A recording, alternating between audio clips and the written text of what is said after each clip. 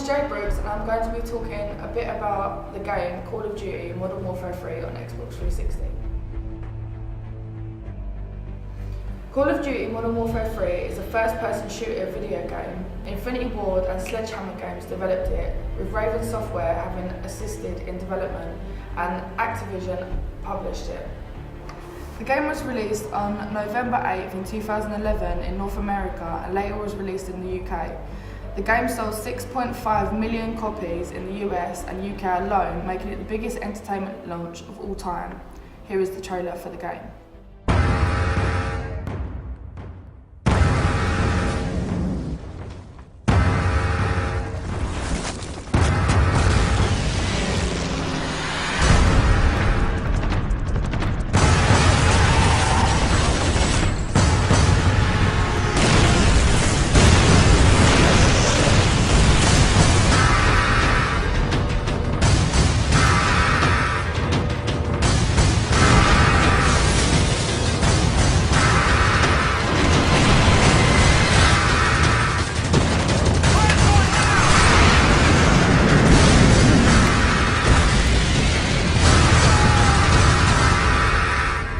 Doesn't take the most powerful nations on Earth to create the next global conflict.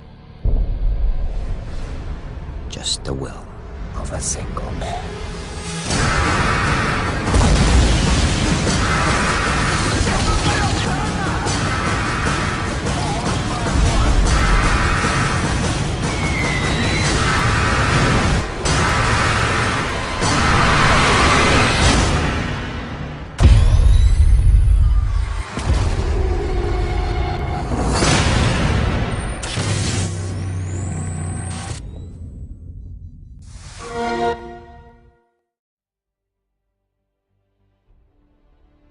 The campaign is pretty straightforward. You are a number of different characters following one story in different times, dates and perspectives. Throughout the story you are faced with different missions, from having the player arrive at a particular checkpoint, to eliminating enemies in a specific location, to standing their ground against enemy squadrons, manning robotic machines and weapons, and planting explosive charges on an enemy installation. Some of these objectives can be failed and may or may not change the progression of the story. It has little perks to this game that I think are very good. One is the health. You don't have an actual health bar like most computer games. Instead you have a red haze that comes over the screen when you are getting hurt to the point of dying. This lets you know that you need to get to cover and let the haze settle and disappear. Once it has gone, you're back to full health again. The player, whoever the character may be, is normally accompanied by fellow soldiers, but you cannot order them around to change what they do. Sometimes you are following orders from them, other times you are working with them equally as a team. There are a lot of characters throughout this game, but here is a few. You have Captain John "Soap" McTavish, who is British and the main protagonist of the game. Captain John Price, who is also British and a supporting character until Soap's death, when he becomes the main protagonist. Yuri is a Russian soldier who is the main playable character. Sergeant Derek Frost Westbrook is an American Delta Force commando and a member of Team Metal. Sergeant Marcus Burns is a British operative stationed in the UK. FSO agent Andrei Kharkov is a Russian FSO agent. AC-130 Spectre Gunner is an American unidentified member of an AC-130 gunship. These are the playable characters in the game, and you follow different parts of the same story through their eyes and what they went through.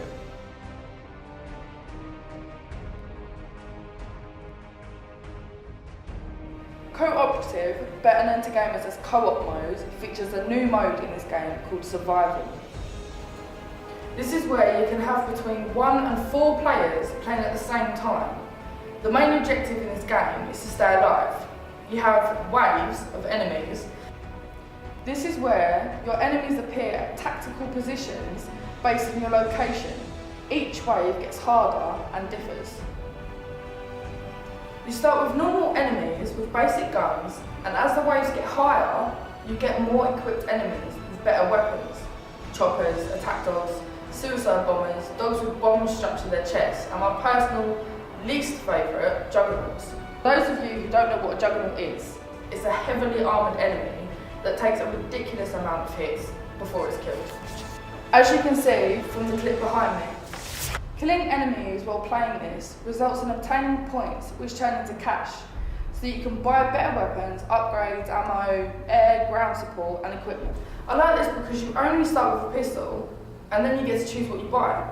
And obviously you need to upgrade and get better weapons as the waves increase to kill the enemies. Multiplayer is a great way of gaming alone or online with friends or other people from around the world. You complete objectives such as planting the bomb in Search and Destroy or capturing a flag in Capture the Flag. Playing these games online increase your rank, and the more you play, the more you unlock. Modern Warfare 3 has a completely different ranking and unlock system than other games. You don't use points or money to unlock things anymore. Your weapons that you use increase in levels the more you use them, and doing so unlocks a number of perks such as attachment, kick and focus. But only one of these can be put on a primary weapon, your main weapon. This game also introduces a new prestige shop, which can only be unlocked after you've selected the option to prestige for the first time. This shop allows you to use tokens to buy exclusive features such as double XP and an extra custom weapon class.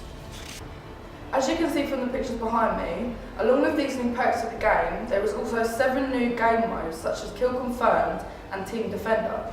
Kill Confirmed is where players must collect floating dog tags from the corpse of an enemy before the kill can actually count. However, the opposing team can pick up the dog tags as well to deny the other team of a kill. Team Defender is where both teams attempt to capture a flag dropped by the first person that gets killed when the match starts. They have to hold it for their team to gain double points per kill, while the team without the flag only gets the normal amount of points per kill.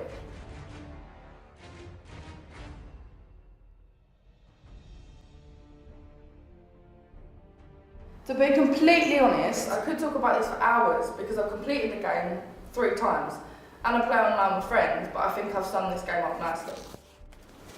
I personally enjoyed this game a lot and thought that they had done a really good job on graphics and gameplay, as well as the cutscenes and story. I felt it was better than other Call of Duty games that I have played due to the weapons used, perks, attachments, gameplay, online, etc. My favourite part of the game were a couple of missions during the campaign where you were controlling an AC-130 gunship and literally just obliterate everything in your path. You still have the missions to protect your team down on the ground, but it's still great to fire a gun and rockets and all the little buggers down on the ground. One other aspect of the game that I really did and do enjoy will be the online gameplay. I love being able to interact with my friends online. For an example of this last week, I stayed up 2 nights on the trot till 5 AM playing online with my friend Nathan, having a laugh over the headset because I was sneaking around behind him, which was highly amusing. I like the fact that you can play with people online around the world. It doesn't just have to be your friends. I've made a few online friends myself, which are from America, and because of the time difference, when I'm up early hours in the morning, it's their late evening, so I get to interact with them and have a laugh. One thing I dislike is the fact that they change the layout so much. It's just a personal dislike of mine because I don't like change very much when it comes to certain things.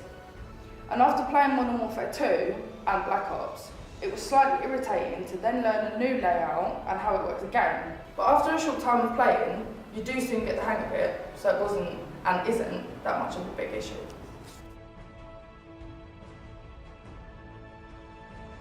I would recommend this game to anyone who likes to play war games with guns and battles because it is a brilliant game in all aspects.